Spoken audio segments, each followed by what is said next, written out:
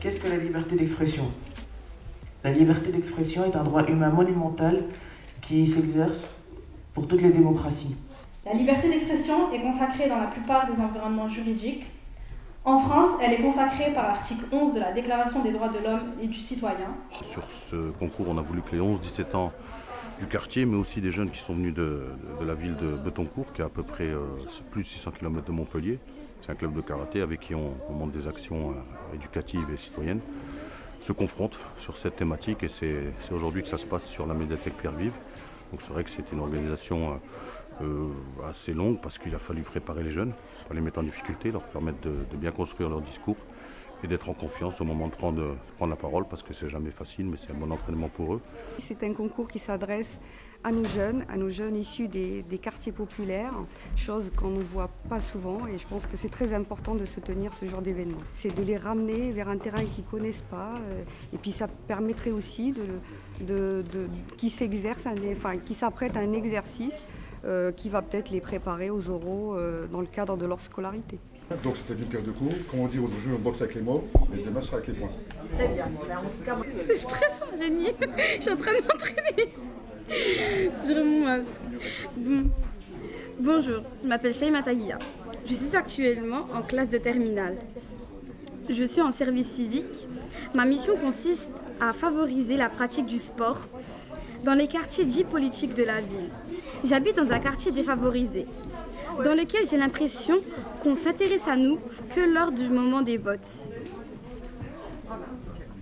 C'est très stressant, mais ça va être très bénéfique parce que voilà, elles vont parler devant un public, elles vont voir ce que c'est, elles vont apprendre, voire améliorer leur gestion de stress. En fait, c'est un exercice pour elles en fait.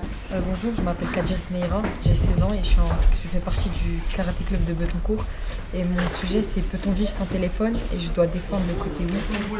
Je m'appelle Asia et je fais du karaté. Et mon thème c'est est-ce qu'on a tous les mêmes chances de réussite. Ça part du vote, de l'uniforme, des réseaux sociaux, du smartphone, enfin le fait de pouvoir ou pas se passer de ce smartphone. Voilà, c'est plusieurs thématiques qui font que c'est vrai qu'il faut qu'ils aient leurs mots. Le but c'est qu'ils puissent s'exprimer. Après on essaie de cadrer au mieux par rapport à les accompagner pour que ça se passe au mieux. Il y a Karim de l'association ADM qui est un jeune qui écrit les textes, etc., qui nous a aidé à encadrer ces groupes, ces séances de préparation. Donc je pense qu'ils sont prêts, puis on verra cet après-midi ce que ça donne, mais ça a l'air d'être en bonne voie. Donc il faut savoir que la question de l'uniforme se pose en France depuis des années, surtout dans les écoles publiques.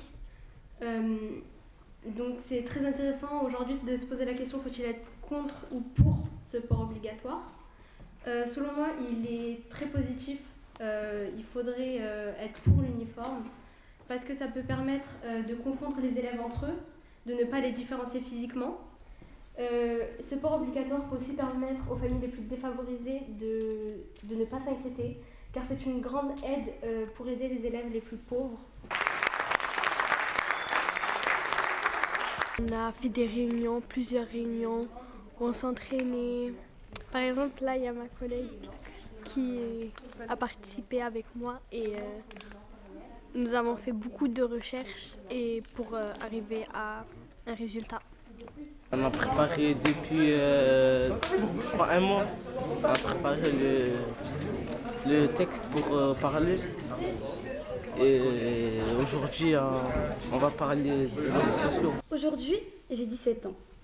Je suis majeure dans quelques mois. Qui dit majeur, dit droit de vote.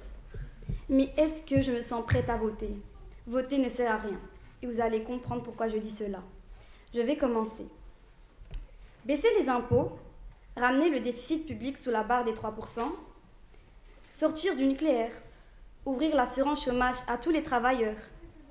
Que des promesses électorales qui n'ont jamais été tenues. Cependant, quand au cas des candidats ne nous convient, on vote blanc. Mais pourquoi se déplacer pour un vote blanc dont la valeur n'est même pas reconnue par l'État? Le vote est considéré comme très important. C'est pour ça que dès le collège, on peut voter un délégué et qu'à la majorité, on peut élire le président de la République. J'ai dit que le vote était inutile. En fait, c'est inutile en France surtout, parce qu'on vit dans un pays où le vote, c'est même plus important. Personne ne va voter presque. Moi, je comprends l'abstention. Même moi, quand je serai majeure, je compte pas y aller voter d'aussitôt parce que, en vrai, c'est même pas le vote qui est important. Ce serait bien de faire une démocratie qui soit plus participative, de faire ramener les gens, leur donner envie de donner leur avis et de prendre en compte ce qu'ils demandent. Pour toi, parmi cette élection présidentielle, est-ce qu'il y a un candidat qui pourrait te représenter? Pas vraiment. Non. Tu as quel âge? 17 ans. Je suis passée sur la thématique de est-ce qu'on peut tout dire au nom de la liberté d'expression. Mon avis, c'est que oui, on peut tout dire au nom de la liberté d'expression, mais elle est limitée par des restrictions, par la loi. Il y a des amendes, il y a plusieurs sortes de sanctions selon la faute qu'on commet. La récompense or à Sheima et argent à Abdelhamid.